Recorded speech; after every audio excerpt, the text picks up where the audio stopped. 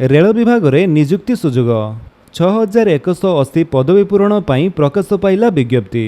तबे कौन रही है संपूर्ण अपडेट टी चलतु देखा।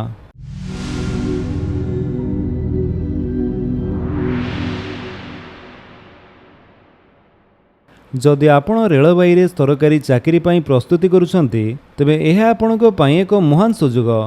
रेलवाई नियुक्ति बोर्ड RRB सारा देशर युवक मानक पाई टेक्नीशियन ग्रेड 1 एवं ग्रेड 3 रो मोट 6180 पदवी रे नियुक्ति पाई एक संक्षिप्त विज्ञप्ति जारी करिछि।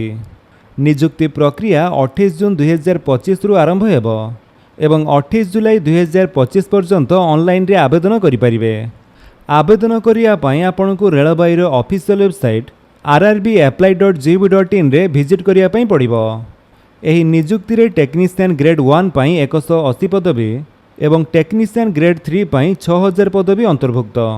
एही समस्त पदवी विभिन्न रेलवाई जोन रे पूरण करा जिवो। बयस सीमा हेउची उभय पदवी पाई सर्वनिम्न बयस 18 वर्ष एवं सर्वाधिक बयस 30 वर्ष धार्य करा जायछि। तथापि सरकारी नियम अनुଯାयी संरक्षित वर्ग जेपरिकी SC, ST, OBC, PWD को बयस छाड़ दिया। दरमा विषय कहबाकू गले टेक्नीशियन ग्रेड 1 पदवी पाई चयन होइतिबा प्रार्थी माने मासिक प्राय 29,200 टंका एवं टेक्नीशियन ग्रेड 3 पाई मासिक 19,900 टंका दरमा पाइबे। यह व्यतीत अन्यान्य सरकारी भत्ता एवं सुविधा मध्य उपलब्ध हेबो।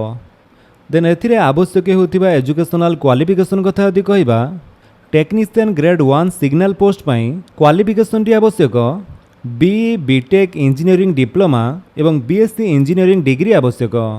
सेमिति technician grade 3 open line and technician grade 3 workshop and पॉस एही पोस्ट पाई क्वालिफिकेशन आवश्यक class 10th with ITI certificate in related trade or pass class 10th with PCM subject. तो एमिति किसी क्वालिफिकेशन थिले आपण एथिपाई आवेदन करि परिबे। तबे एथिरे आवेदन करिया पई आपणकर जो एप्लिकेशन फी टी रहिछि सेटा होछि जनरल OBC EWS कैंडिडेट्स मानक पई 500 टंका एवं SC ST कैंडिडेट्स मानक पई 250 टंका रहिछि। तबे एटा होछि रिफंडेबल फी। आपण CBT एग्जामिनेशन देला परे आपनको ए फी टी रिफंड करा जिवो। आ जदि आपण CBT एग्जाम बा कंप्यूटर बेस्ड एग्जाम टी दउ नाहंती ताले आपनको ए फी टी रिफंड करा जिवो नाही। तबे एथिपाई आवेदन स्टार्ट हेले आपण माने rrbapply.gov.in रो वेबसाइट को आसी एठारु अकाउंट क्रिएट करी आपण आवेदन करि परिबे। तो फ्रेंड्स ये थिला आपनको पई किछि अपडेट। जदि आपनको अपडेट टी भल लागिस तले आपण वीडियो को लाइक कर दियंतु, आपनका सांगन को भितरे शेयर करी जणांतु। आ जदि आपण हम चैनल नुआ चैनल को सब्सक्राइब करी बेल आइकन दबाई ऑल नोटिफिकेशन कर दियंतु ताकि जेतेବେଳେ वीडियो अपलोड करिवे आपण देखि परिबे। Thank you for watching.